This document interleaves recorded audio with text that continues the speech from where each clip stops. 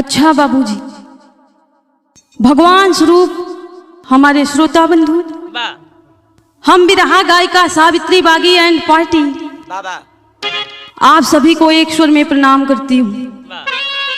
जैसा कि हर बिरहा में, हर लोकगीत में आप लोगों का प्यार दुलार मिलता है बाबूजी, आज आप लोगों के समक्ष में एक नया बिरहा लेकर के मैं आई हूँ। आप लोगों से आशा है, विश्वास है कि वैसा ही प्यार दुलार ई बिरहा में भी आप लोगन के मिली। आई माँ साहब भूमिका के लाइन बा।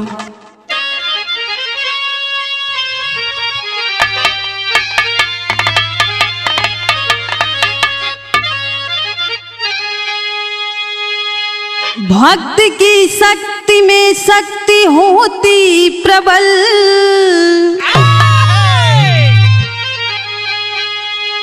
बिरले ही शक्ति की शक्ति को जान पाए।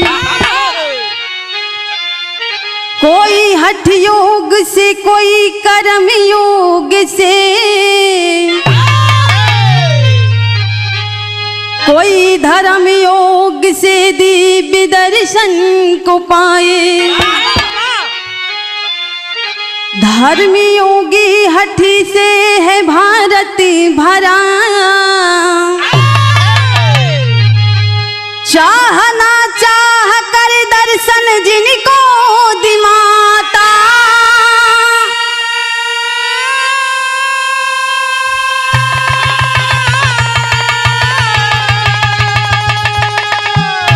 कुछ अहंकारी माँ को चुनौती दिए, माँ बनी अपने भक्तों की भाग्यन विधाता।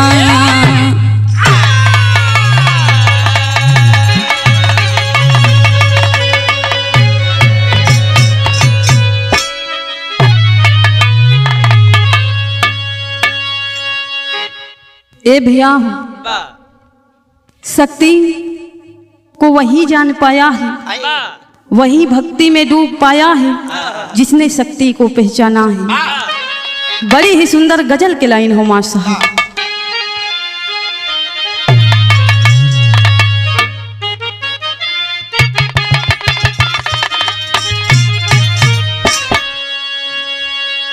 ये कौनो प्रेमी और प्रेमिका के बीच के बात बा। प्रेमिका से धोखा का करके वो प्रेमी कहता है, का कहे,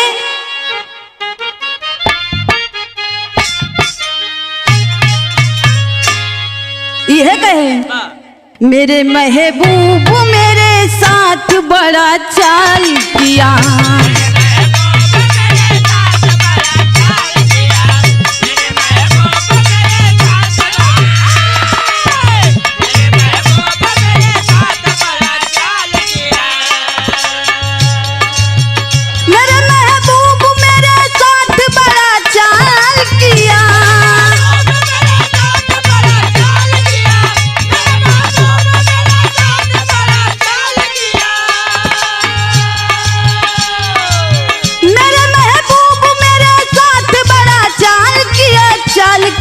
चाल किया, प्यार मांगा था झोली में गम को डाल दिया।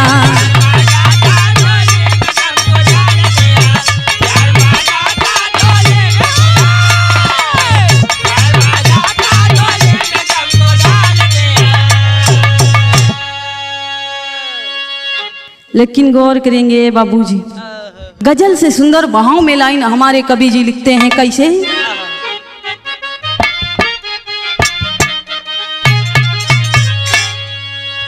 चंद इस्लामी है इस्लाम भूल जाते हैं।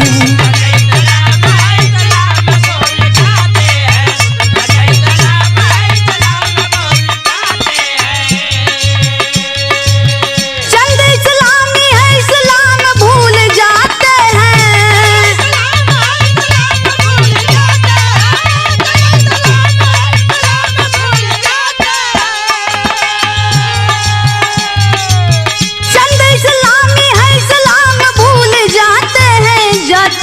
जाते हैं धर्म है याद पर कलाम भूल जाते हैं।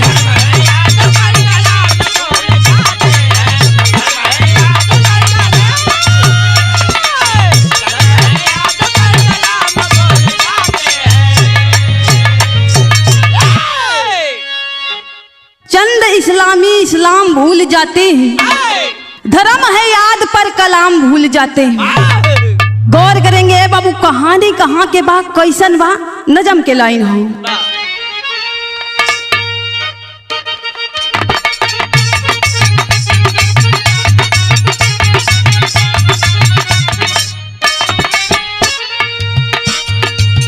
हमारे देश में जब राज मुगल काली रहा, हमारे देश में जब राज मुगल काल रहा, दिल्ली सिंहासन पर बैठा अकबर ही जलाल रहा।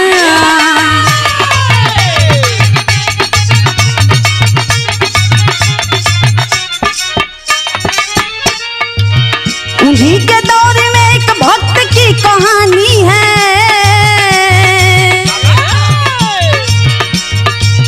उन्हीं के दौर में एक भक्त की कहानी है, जिनकी उपासना में माता ज्वाला रानी है।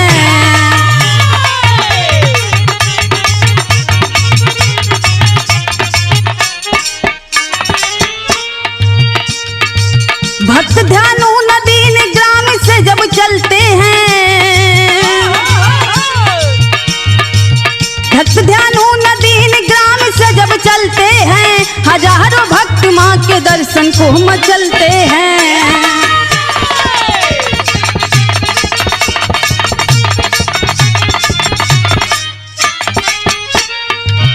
चांदनी चौक में सब रोक दिए जाते हैं, चांदनी चौक में सब रोक दिए जाते हैं, सिपाही ध्यान को अकबर के पास लाते हैं।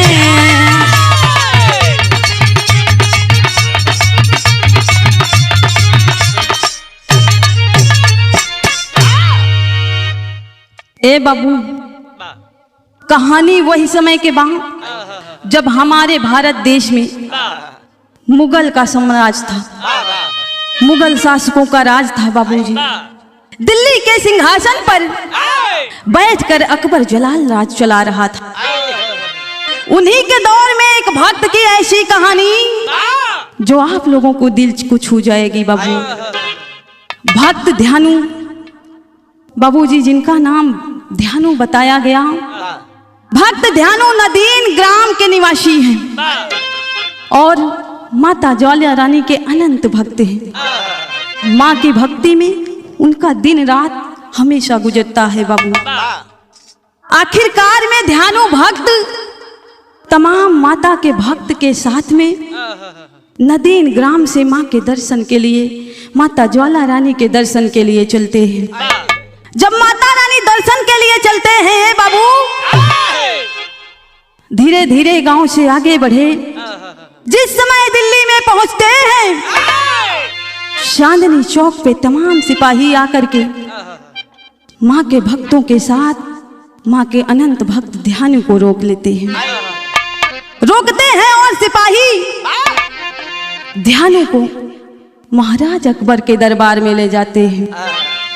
दरबार में ले गए बाबू, तब भइल का माँ साहब एक लाइन गीत बदल गई।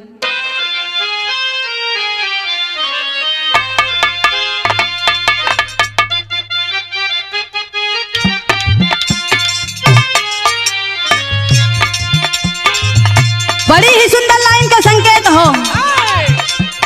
ये कौनो सहेली सहेली में बात होत बा, दुल्ही नहीं नबेली अपने ससुरे से जब नैहरे आइल बा, तब एक ही सहेली दूसरी की सहेली से सवाल करे, कहे दीदी तोहारो कैसे न हुआ, कहे हमारो, कहे अरे हमार जीजा कैसे न हुआ, कैसे मिलल हुआ। तब वो लड़की अपने सहेली से बतावे, का बताओ ना साहब,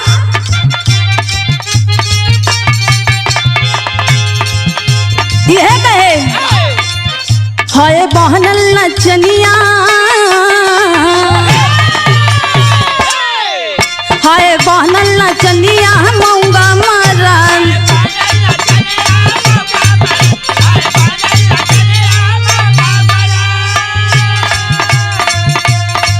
हाय बहनल नचनिया मऊंगा मरन, हाय बहनल नचनिया मऊंगा मरन, साड़ी पहिरे न दुनिया मऊंगा मरन, हाय बहनल नचनिया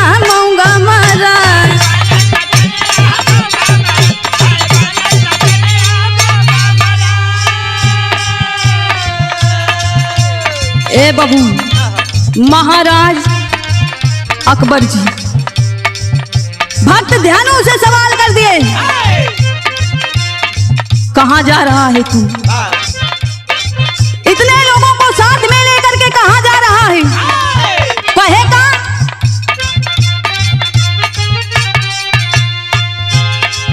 लेके लाओ लश्करिया जइबो कहां?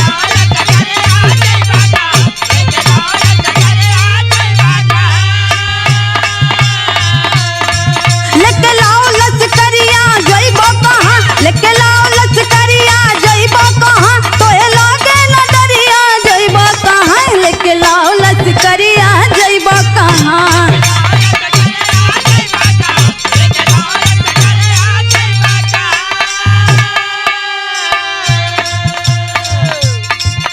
और कहलन कहाँ है मुल्क तेरा, कहाँ ठिकाना?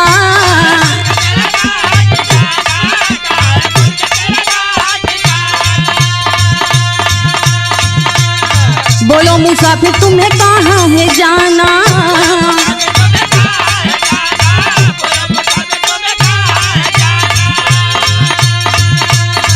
नहीं चिंता फिकरिया जइबो कहां? नहीं चिंता फिकरिया जइबो कहां? लेके लाओ लश्करिया जइबो कहां?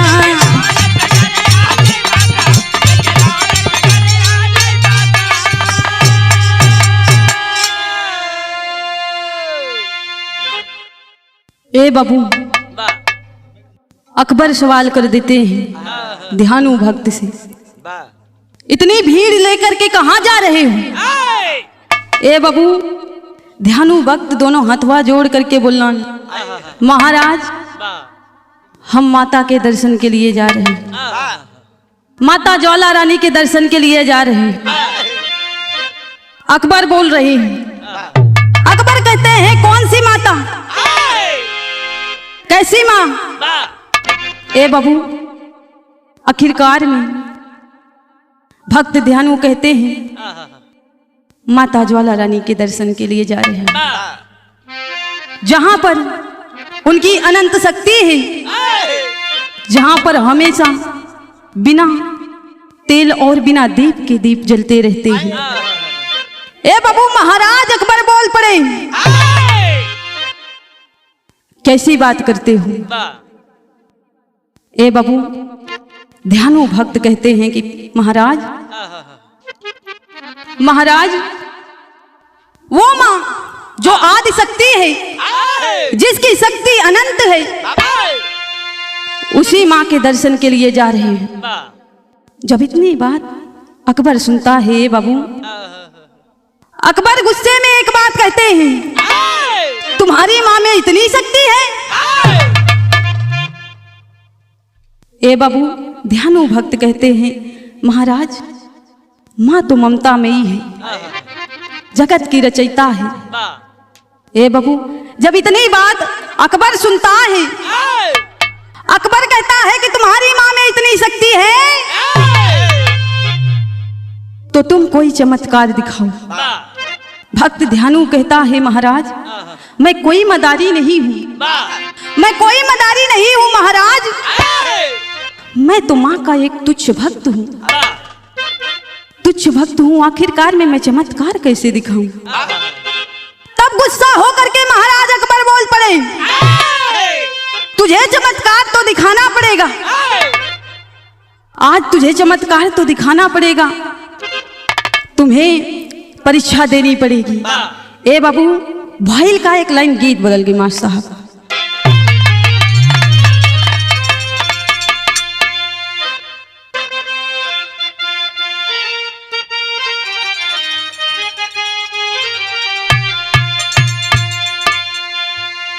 पटना से बैदा बुलाईदा, पटना से बैदा बुलाईदा, नजरा गईल गैया पटना।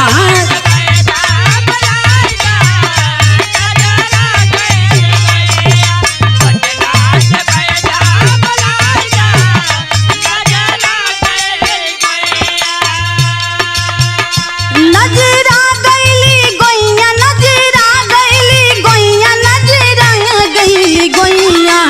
पटना से बैदा बुलाई दा नजरा गई गोइया पटना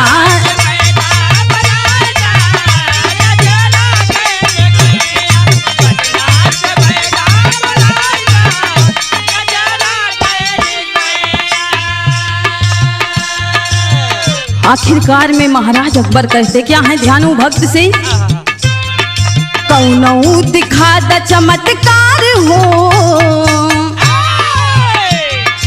कौनऊ दिखा द चमत्कार हो ज्वाला माई के ध्यान कौनऊ दिखा द चमत्कार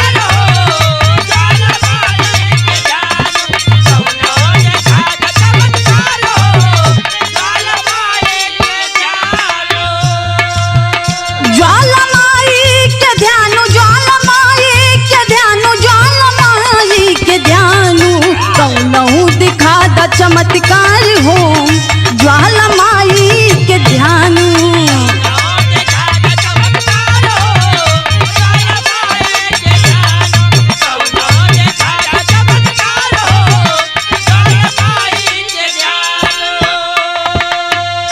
घोड़वा के तोहरे हम कटबई गटैया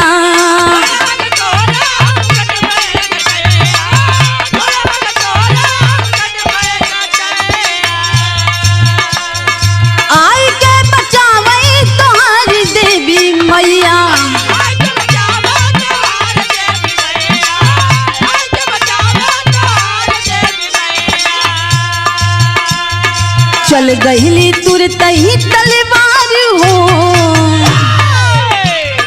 चल गईली तुरत ही तलवार हो रोवई माई कई ध्यान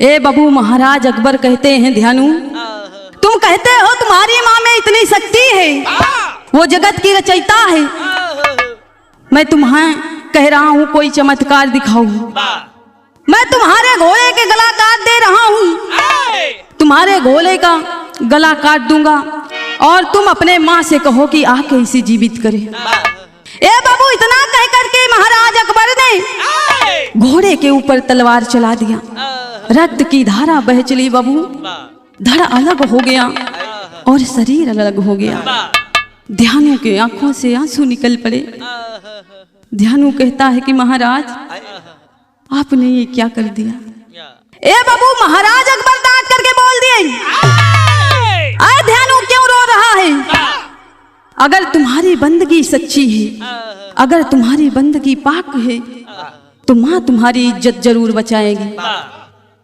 अगर यदि तुम्हारी ख्याल रखती है माँ तुम्हारी इबादत करने जरूर आएंगी ए बाबू या तो तुम यकीन के काबिल नहीं हो या तो तुम्हारी इबादत झूठी है जब इतनी बात अकबर कहते हैं ए बाबू ध्यानु रोने लगा अकबर जी कहते हैं बुलाए अपनी माँ को साबित कर कि तुम्हारी माँ शक्तिमयी है जगत जननी है जगत की नियंता है ए बाबू आखिरकार में दोनों हाथ जोड़ करके आज महाराज अकबर के सामने ध्यानु रो रहा है एक लाइन गीत बदल गई माँ साहब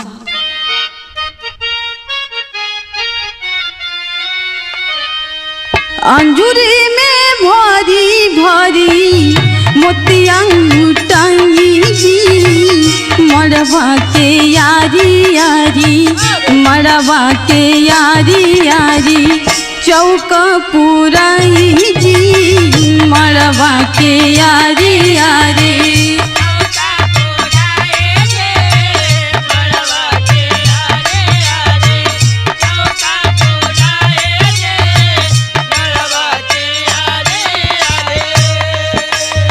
ए बाबू दोनों हाथ जोड़ करके ध्यानु महाराज अकबर से कहता है कि महाराज आपने वो जो किया ठीक नहीं किया कहलन का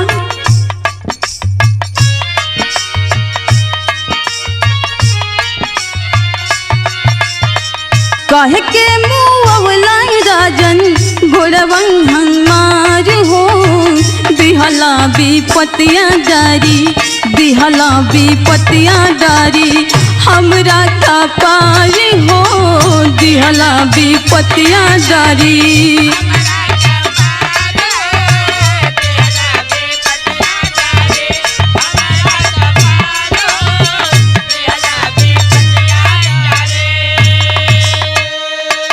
महाराज आपने मेरे घोड़े को क्यों मार दिया महाराज?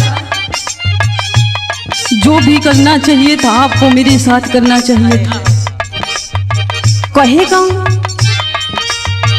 घोड़ा के छोड़ हमारी कटता गटैया,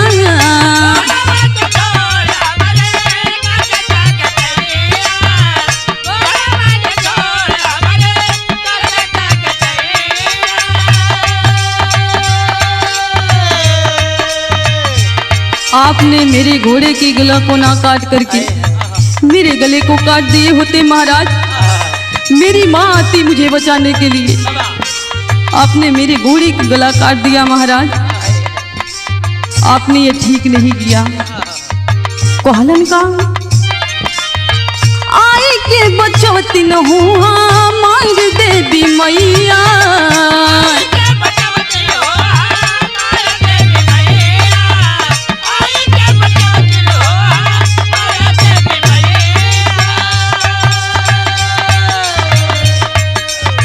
कठिन परीक्षा लिहला आज सरकार हो, कठिन परीक्षा लिहला आज सरकार हो दिहला विपतिया डारी, दिहला विपतिया डारी हमरा का पार हो दिहला विपतिया डारी।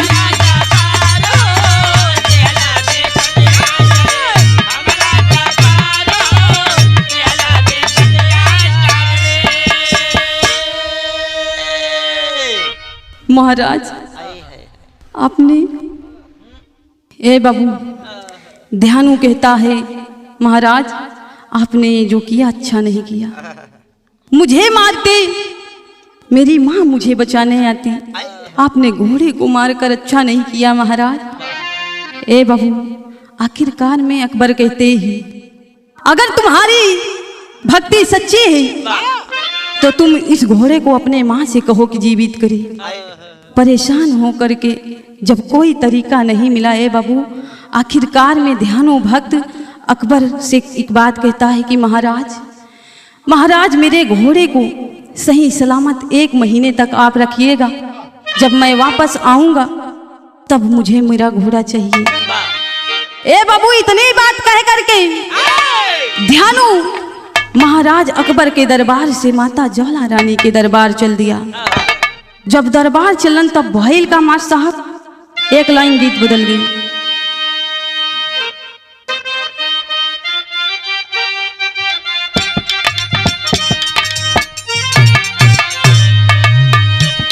बड़ा ही सुंदर लाइन के संकेत भइल बा।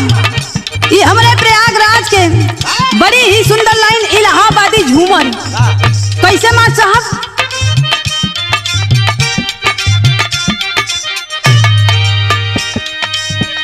ध्यानु रोवत छोड़ बुकार दिया डगरा सीधा, बहे नैना जल धार दरबार आइले,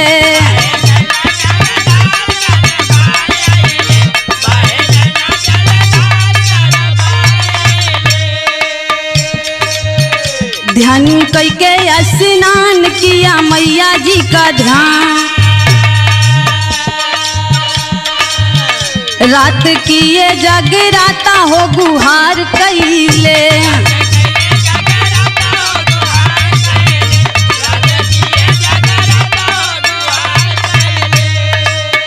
मैया होई हमानाथ लाज आज तोरे हाथ, मैया होई हमानाथ आज लाज तोरे हाथ, स्वाथ छोड़ू ना भवानी हो पुकार कैले।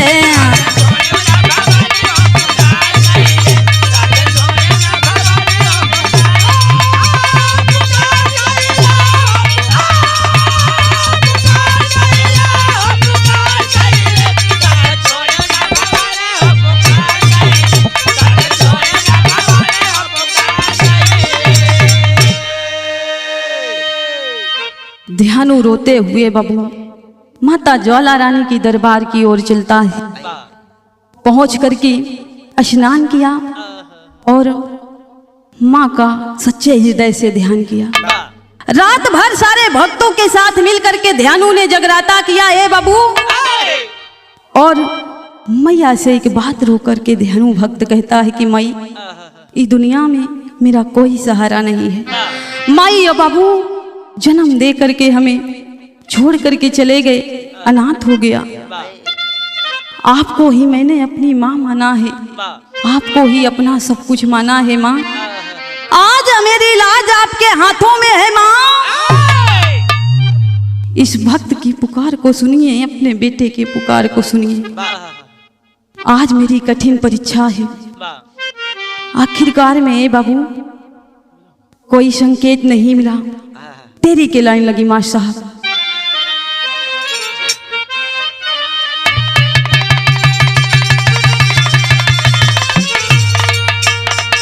मैया अब तोहरी बारी आ गई। अरे राम मैया अब हो मैया अब तोहरी बारी आ गई। तुर्क ने दिया चुनौती, आदि शक्ति महतारी है, महतारी हो महतारी।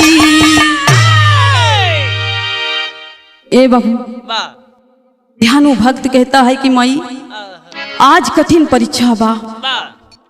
एक मुस्लिम ने हमें चुनौती दी है, महाराज अकबर ने हमें चुनौती दी है।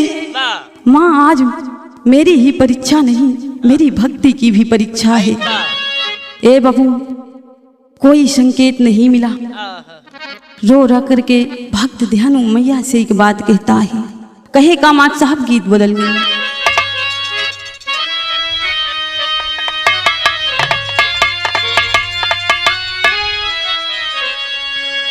भक्त ध्यानु दोनों हाथ जोड़ करके मैया के चरणों में बैठ करके मैया से एक बात कहता है कि माँ आज मैं तेरे दर से तब तक नहीं जाऊंगा जब तक तू मेरी पुकार नहीं सुनेगी। कहलन का भक्त ध्यानु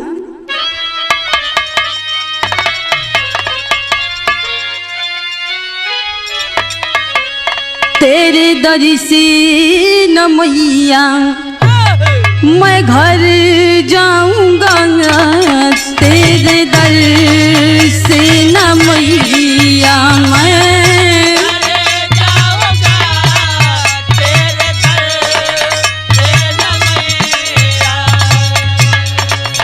तेरे दर से न मैया मैं घर जाऊंगा, तेरे दर पे ही मैया मैं मर जाऊंगा, तेरे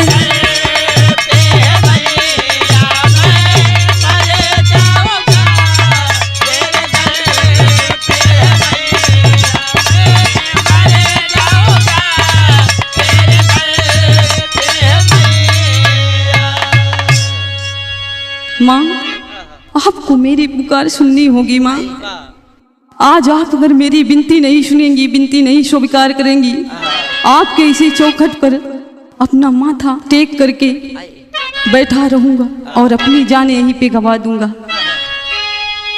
कहे का वक्त है कितना कठिन एक भक्त को ठुकरा रही, लाज यदि मेरी गई तो और तेरी क्या बच पा रही, लाज रख लो नहीं मैं कुछ कर जाऊंगा, लाज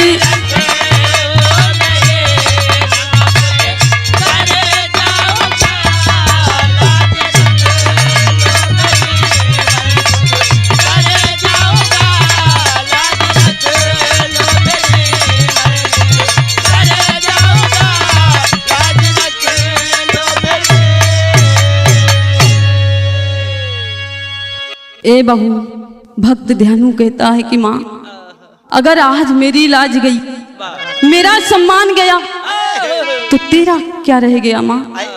कोई भी भक्त आपकी भक्ति नहीं करेगा माँ, आपको कोई नहीं मानेगा। ए बाबू, जब कोई आवाज नहीं आई, माँ ने दर्शन नहीं दिया, आखिरकार में भक्त ध्यानु एक बात माँ से बहुत बड़ी बात कहता है। वहां पट के लाइन हो,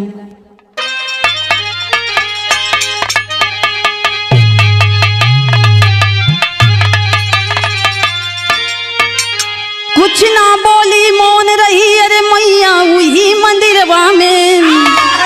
कुछ ना बोली मौन रही, अरे मैया वही मंदिरिया में। अरे ध्यानु भक्त ने काट दिया है गटैया वही मंदिरिया में।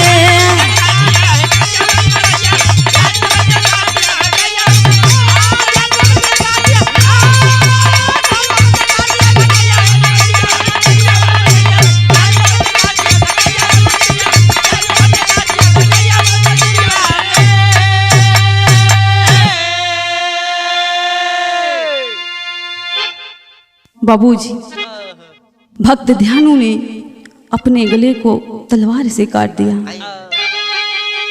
जैसे ही गर्दन कटी, आखिरकार में भॉइल का आल्हा के लाइन बमा साहब।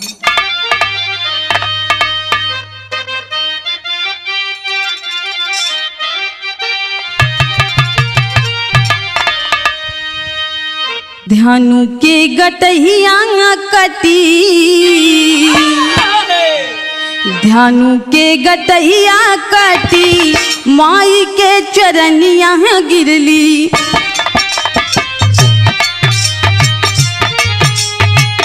माई माय गरिया प्रगट भइली श्री माँ।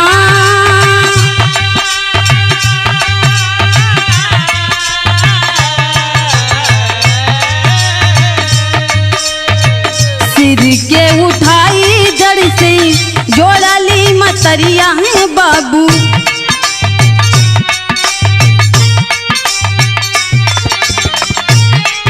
ध्यानु भगत जिंदा हुई चरण भहरा।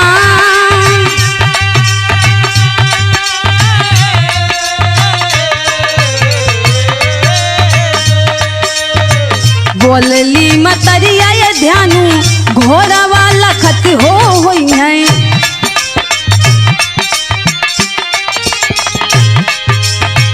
जल्दी हो ललनवा का रहा दिल्ली प्रस्थान।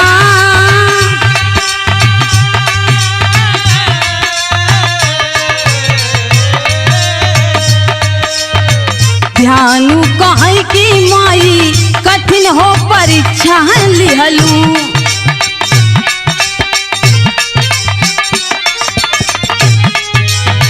कैसे हो भगतवन के बची है सम्मान।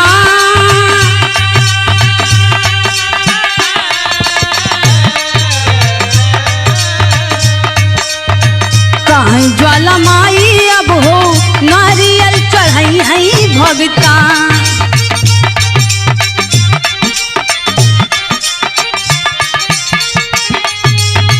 बतिया बताई मैया भैली नंतर ध्यान।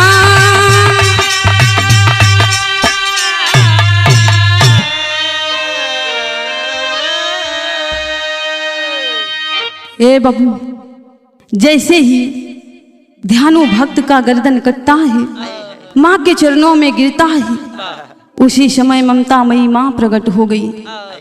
ध्यानु के सिर को उठाकर धड़ से जोड़ दिया और ध्यानु भक्त जिंदा हो गए। बाबू, दोनों हाथ जोड़ करके माँ के चरणों पे ध्यानु भक्त गिर गया, रोने लगा कि माँ बड़े ही देर में आपने दर्शन दिया। ममता मई माँ जगत जननी माँ कहती हैं कि ध्यानु तुम जाओ, दिल्ली लौट जाओ, तुम्हारा घोड़ा जिंदा हो चुका है और तुम्हारा इंतजार कर रहा है।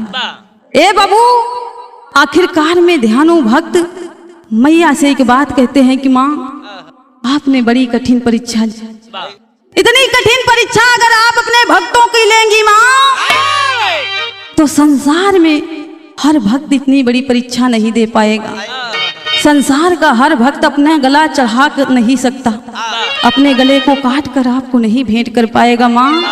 ए बाबू, जब इतनी बात माता ज्वाला रानी सुनती है, उसी समय मैया ज्वाला रानी कहती हैं, चिंता मत करो ध्यानु भक्त, आज मैं तुमसे कह रही हूं कि तुम कोई दूसरा वरदान मांग लो। ध्यानु भक्त कहता है कि मुझे कोई वरदान नहीं चाहिए माँ, इतनी कठिन परीक्षा अपने भक्तों की कभी मत लेना, नहीं तो कोई भी भक्त आपकी परीक्षा को पार नहीं कर पाएगा। उसी समय मैया ज्वाला रानी कहती हैं कि बेटा ध्यानु, आज मैं कह रही हूं कि आज के बाद जो सच्चे मन से सच्चे हृदय से मेरी भक्ति करके मुझे नारियल और चुनरी का चढ़ावा चढ़ाएगा, मैं उसकी भक्ति कबूल करूंगी और उससे प्रसन्न होऊंगी, उसकी मन की इच्छा पूर्ण करूंगी। ए बाबू, इतनी बात कह करके माता ज्वाला रानी अंतर ध्यान हो गई और ध्यानु भक्त दिल्ली की ओर प्रस्थान करते हैं। और वो हर दिल्ली में भइल का मार साहब खड़ी के लाइन बा।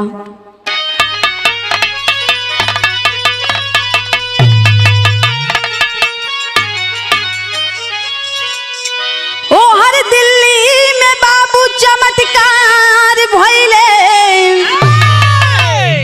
ओ हर दिल्ली में बाबू चमत्कार भइले, अपनी करनी पे अकबर शर्मसार भइले।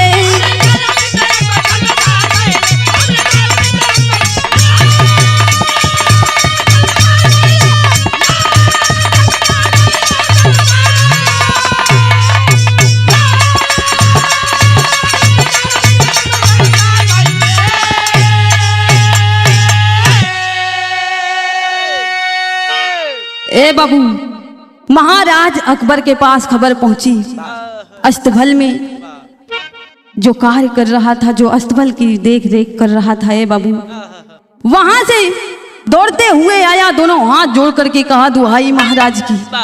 महाराज अकबर बोल पड़े, कितना घबराए क्यों हो? ए बाबू, वो सेवक बताता है कि महाराज जिस घोड़े का गर्दन आप धड़ से अलग किए थे, वो घोड़ा जिंदा हो गया, चमत्कार हो गया महाराज। ए बाबू, जब इतनी बात अकबर सुनते हैं, अकबर को विश्वास नहीं होता है, जाकर के देखते हैं घोड़ा जिंदा हुआ है।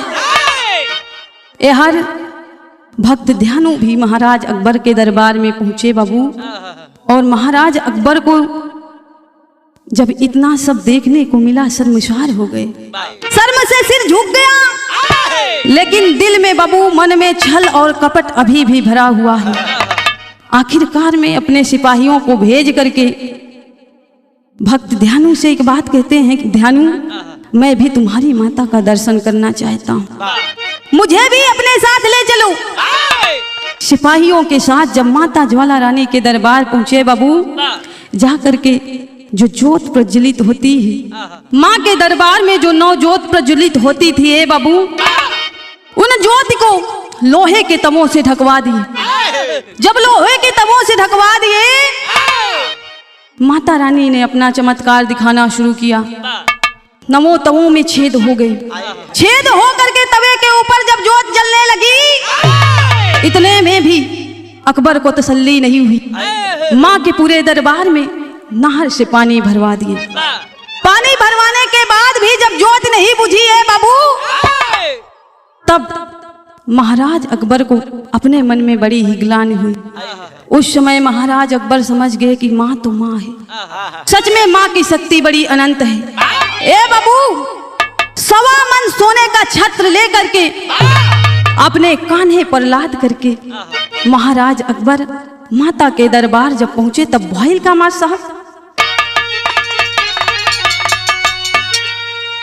1.25 मन सोनवा के छत्र बनवऊले, कन्हवा पे लाद राजा दरबार आईले।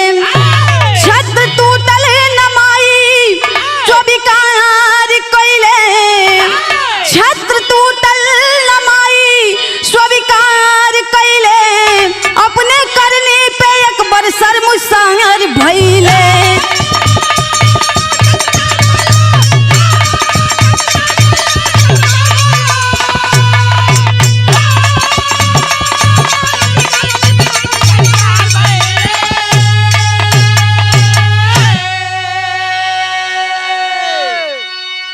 ए बाबू, 1.25 मन सोने का छत्र लेकर के महाराज अकबर अपने कान्हे पे लाद करके भक्ति मन में जगा करके माँ के दरबार में पहुंचे हैं।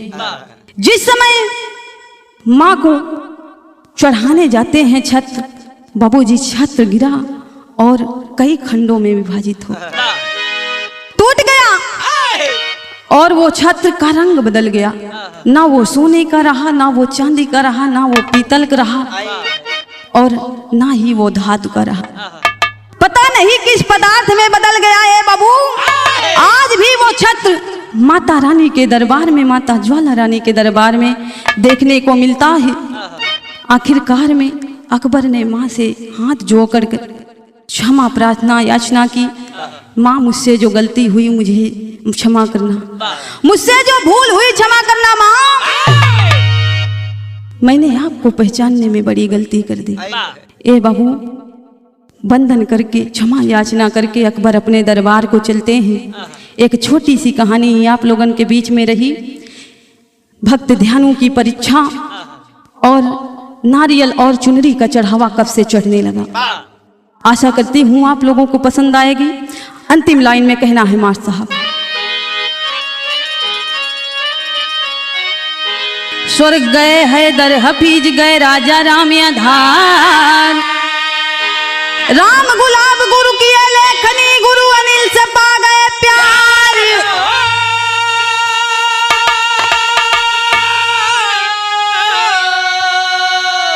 मैया हूँ तुम्हारी बारी आ गई, अरे राम मैया हो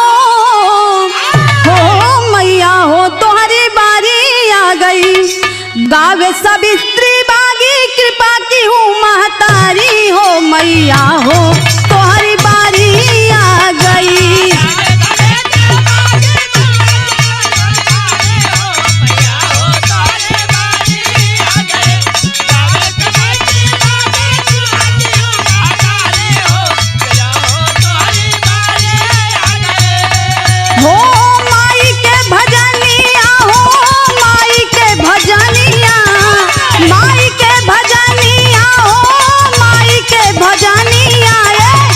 भूले जिया तबले माई के भजनिया,